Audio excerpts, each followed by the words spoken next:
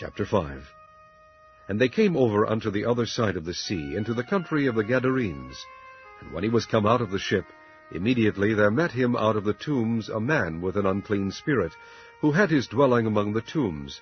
And no man could bind him, no, not with chains, because that he had been often bound with fetters and chains, and the chains had been plucked asunder by him, and the fetters broken in pieces, neither could any man tame him.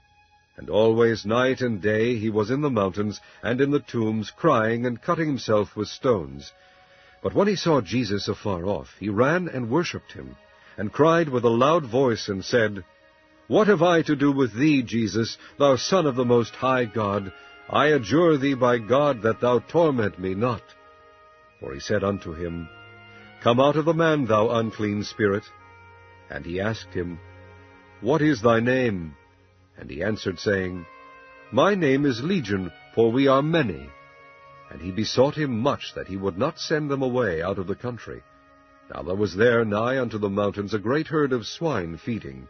And all the devils besought him, saying, Send us into the swine, that we may enter into them. And forthwith Jesus gave them leave. And the unclean spirits went out and entered into the swine, and the herd ran violently down a steep place into the sea. They were about 2,000, and were choked in the sea. And they that fed the swine fled, and told it in the city and in the country. And they went out to see what it was that was done. And they came to Jesus, and see him that was possessed with the devil, and had the legion, sitting, and clothed, and in his right mind. And they were afraid. And they that saw it told them how it befell to him that was possessed with the devil, and also concerning the swine. And they began to pray him to depart out of their coasts. And when he was come into the ship, he that had been possessed with the devil prayed him that he might be with him. Howbeit Jesus suffered him not, but saith unto him, Go home to thy friends, and tell them how great things the Lord hath done for thee, and hath had compassion on thee. And he departed, and began to publish in Decapolis how great things Jesus had done for him, and all men did marvel.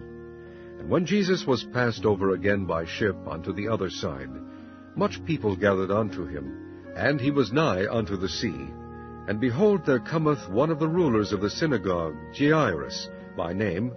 And when he saw him, he fell at his feet, and besought him greatly, saying, My little daughter lieth at the point of death.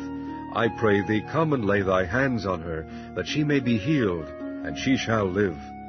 And Jesus went with him, and much people followed him, and thronged him. And a certain woman, which had an issue of blood 12 years, and had suffered many things of many physicians, and had spent all that she had, and was nothing bettered, but rather grew worse, when she had heard of Jesus, came in the press behind, and touched his garment. For she said, If I may touch but his clothes, I shall be whole. And straightway the fountain of her blood was dried up, and she felt in her body that she was healed of that plague. And Jesus, immediately knowing in himself that virtue had gone out of him, turned him about in the press, and said, Who touched my clothes? And his disciples said unto him, Thou seest the multitude thronging thee, and sayest thou, Who touched me? And he looked around about to see her that had done this thing. But the woman, fearing and trembling, knowing what was done in her, came and fell down before him, and told him all the truth. And he said unto her, Daughter, thy faith hath made thee whole. Go in peace, and be whole of thy plague. While he yet spake, there came from the ruler of the synagogue's house certain which said, Thy daughter is dead. Why troublest thou the master any further? As soon as Jesus heard the word that was spoken, he saith unto the ruler of the synagogue, Be not afraid, only believe. And he suffered no man to follow him, save Peter, and James, and John the brother of James. And he cometh to the house of the ruler of the synagogue, and seeth the tumult, and them that wept and wailed greatly. And when he was come in, he saith unto them, Why make ye this ado, and weep? The damsel is not dead, but sleepeth. And they laughed him to scorn. But when he had put them all out, he taketh the father and the mother of the damsel, and them that were with him, and entereth in where the damsel was lying. And he took the damsel by the hand, and said unto her, Talitha cumi, which is, being interpreted, Damsel, I say unto thee, arise.